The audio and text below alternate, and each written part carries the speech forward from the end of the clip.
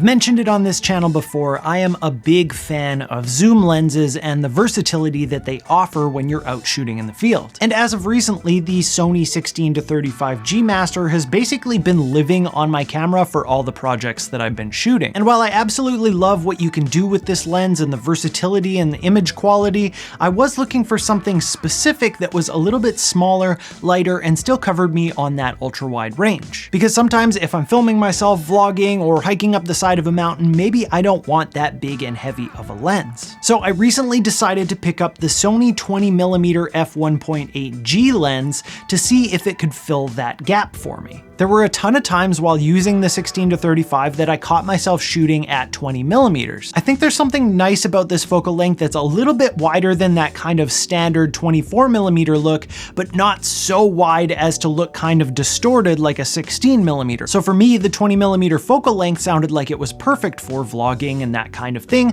as well as the size and weight of this tiny little lens. Now, because I had such a specific use case for this lens, I decided to test it in a very specific way. I shot a vlog hiking up a mountain with only the 20mm on my FX3. So what we're gonna do today is I'm gonna show you that entire video, and then we're gonna come back after and I'm gonna give you kind of the pros and cons of what I found while I was using this lens. So let's head out on an adventure and maybe we'll secure the cup while we're out there.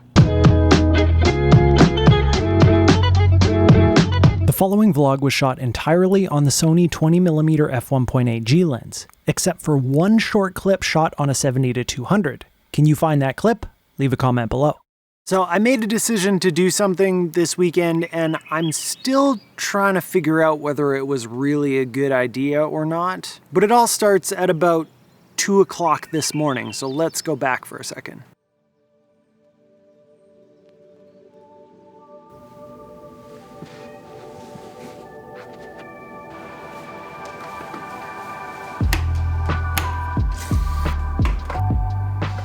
So my wife has been out of town for a couple of days on a little girls trip with a couple of her good girlfriends. They're out there having fun, and I had this crazy idea that I should get up really early one morning and try and go for a hike somewhere in the Rocky Mountains. And if you don't know, I live in Edmonton, which is basically a 4, maybe 5 hour drive from the Rocky Mountains in kind of any direction. So if I want to do a nice, beautiful morning hike, that means I have to get up stupid early and drive 4.5 hours before I can even start. So here we are. So the hike that we're gonna do today is something called Little Lougheed or Lougheed. From what I can tell, the views look absolutely incredible, and that's usually how I choose which hike I'm gonna go on. And lately I've been developing a bit of a ritual when I go on hikes, where if I'm doing a reasonably hard hike, I'll bring a little baggie full of Oreos and a coffee, and I'll make sure that I have that at whatever the peak of my hike is.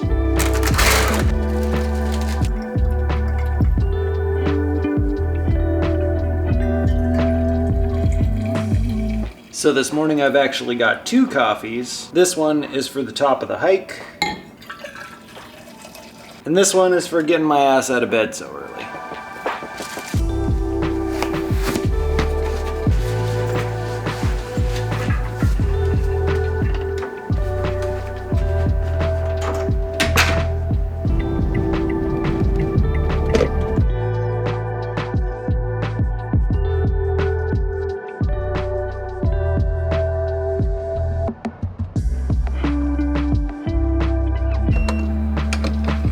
About an hour and a half into the drive so far, and driving during sunrise is actually surprisingly beautiful. I don't know why I say surprisingly, it's not really surprising. I would have loved to have been hiking during sunrise, but obviously with the 4.5 hour drive to get to the trailhead, that's not gonna happen. I'm set to be there for about 8 o'clock. Things are reasonably on time-ish. I know that these kinds of places get pretty packed pretty early on, so hopefully I can still catch it before it's too full.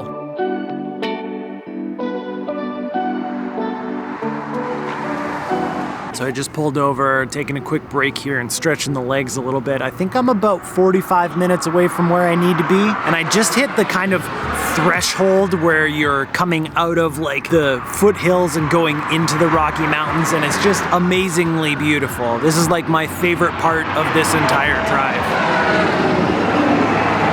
It's also really loud because of all the traffic going by, but you know what? You win some, you lose some.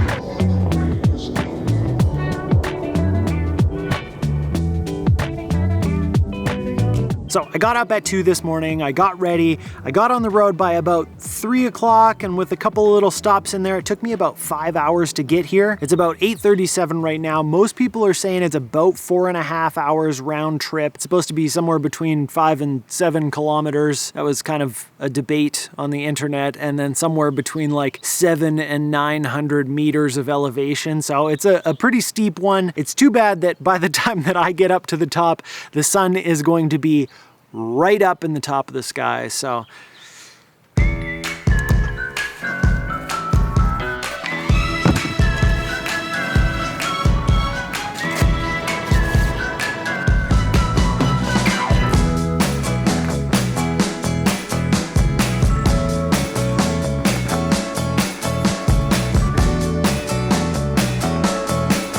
Did a little stretch, got the muscles a little warmed up, got the backpack all packed up, everything I think I'll need. Now we're off to find the trailhead. Let's do this.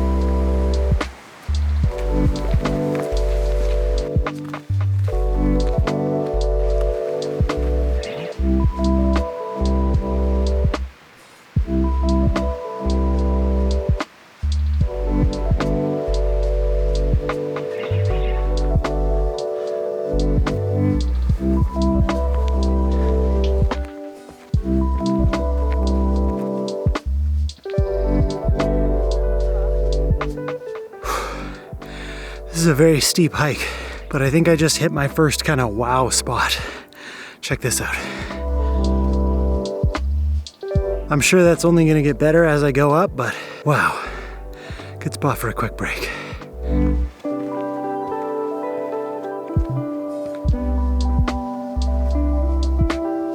So I'm about 2 kilometers in.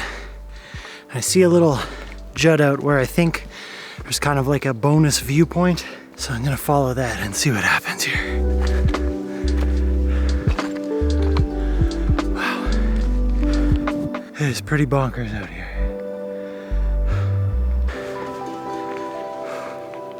So this looks like it kind of cuts along the side of the mountain instead of continuing kind of upwards. I don't know if this is the way I want to go, but I kind of want to just check it out and see if there are any cool photos or anything. Okay, this is ridiculous. It looks so good over there. I'm not excited to have to trek back over this because the terrain is terrible, but I can see a rock just right there that I really want to go explore for a photo.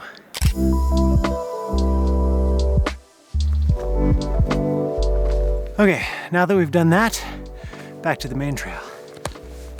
I'm pretty sure these pink ribbons mean I'm going the right way. They're a little bit tough to see at times, and the path is the same. It's not super easy to tell where you're going all the time. For example, I'm pretty sure all those rocks I went over, I didn't have to go over those. And speaking of going over rocks, I think I see another ribbon right up there, and this is my path to get there.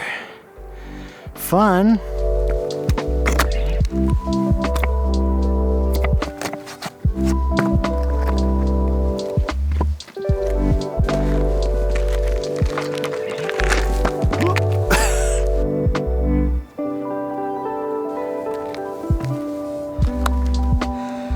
Found another ribbon. All right.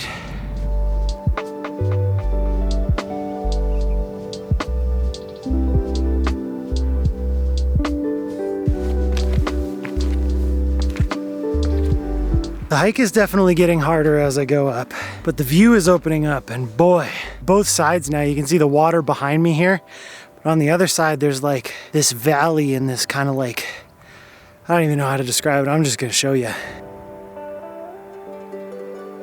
I'm taking way too much time for filming though. I'm running severely behind. I think I might be getting reasonably close to the peak now though. It's a little tough to tell.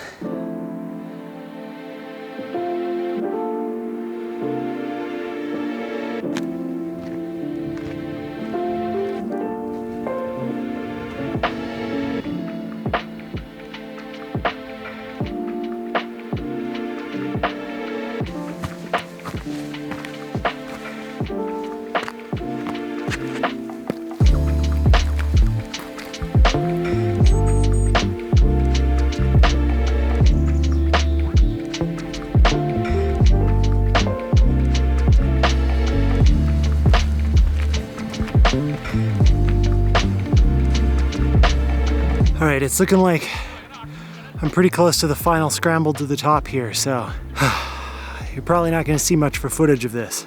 Someone must have run out of pink ribbon, I guess.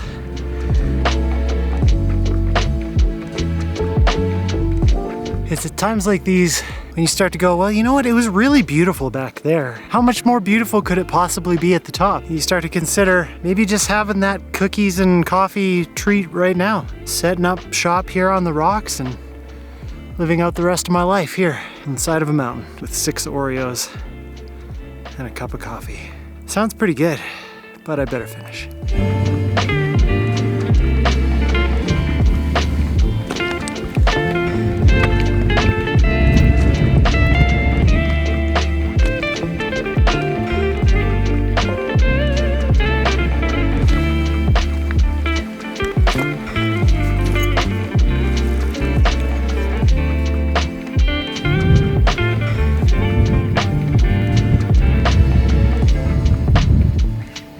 Well, we officially made it all the way up. It was definitely a tough one. I expected it to be something similar to Ha Ling, which I've done a couple of times now and is like a good difficult one. I would say this one was probably more physically demanding. And there are a couple of spots where it's tough to know if you're going the right way. There were some times when I set up the camera and walked past it and had to go back to it that on the way back, I could see where the path actually was. But it is absolutely stunning up here. As you can see behind me, there's just like the most beautiful blue water. There are peaks all around us, 360-degree views. Definitely worth the hike. Overall, I'm feeling pretty great about it. I just wish that I had a way to teleport back down so I didn't have to do the way down. I'm 100% thankful for my new shoes that I got. They're trail runners as opposed to hiking boots. There were a couple of times when maybe I could have used hiking boots closer to the start where it was kind of wet and stuff, but for the most part, the trail runners were perfect, lots of grip,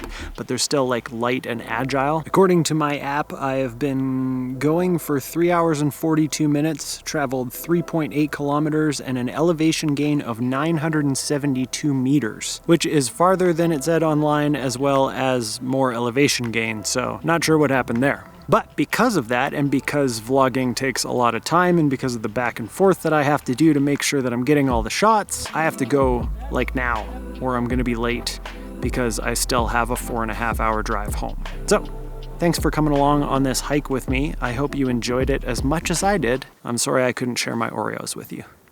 Have a good day. So first and foremost, after that experience, this is now my favorite vlogging lens for the Sony full frame system. Like I said before, the field of view is wide enough for me without getting that kind of super ultra wide look, and the size and weight of it made it so much easier to use than my 16-35 G Master. I recently shot in a couple of similar situations to that with the 16-35 G Master, but it really does become a heavy burden after a while.